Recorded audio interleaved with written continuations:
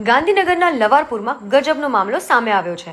પહેલા ચોરીનો સામાન્ય લાગતો મામલો આખરે હત્યામાં ફેરવાઈ ગયો છે અને ફરિયાદી અને તેના બે મિત્રો હત્યાના આરોપી બની જતા જેલની હવા ખાવાની નોબત આવી છે।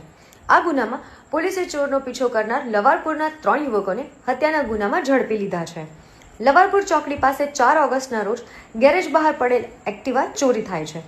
ત્યારબાદ યશ દરજી તેના બે મિત્ર નિકુંજ પટેલ અને સંજય બારોટ સાથે કાર લઈ એક્ટિવા શોધતા ગામભોઈ પહોંચી એક્ટિવા શોધી કાઢે છે। આ સમયે ચોરી કરનાર યુવક એક્ટિવા લઈ ભાગે છે, પરંતુ તે એક્ટિવા સાથે ખાડામાં પડતા ઝડપાઈ જાય છે। ત્યારબાદ તેને લવારપુર ગેરેજ ખાતે લાવવામાં આવે છે અને પોલીસને સોંપી દઈ ભિલોડાના સુનોખના રહેવાસી કલ્પેશ નટુભાઈ કટારા સામે ચોરીનો ગુનો નોંધવામાં આવે છે। આ ચોર કલ્પેશની તબિયત લથડતા પોલીસ દ્વારા ગાંધીનગર સિવિલમાં તેને દાખલ કરવામાં આવે છે, જ્યાં તેનું મોત નીપજ્યું।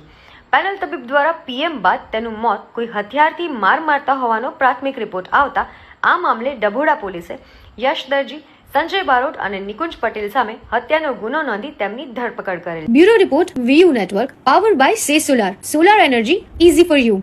તમારા ઘરે સોલાર સિસ્ટમ લગાવવા માટે આજે જ સંપર્ક કરો।